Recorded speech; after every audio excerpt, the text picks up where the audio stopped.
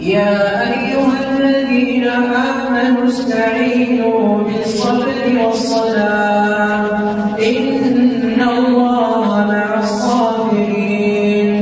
ولا تقولوا لمن يقتل في سبيل الله أموات بل أحياء ولكن لا تشعرون ولنبلونكم بشيء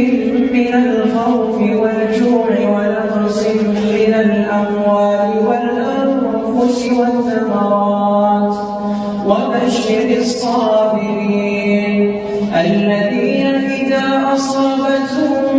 مصيبة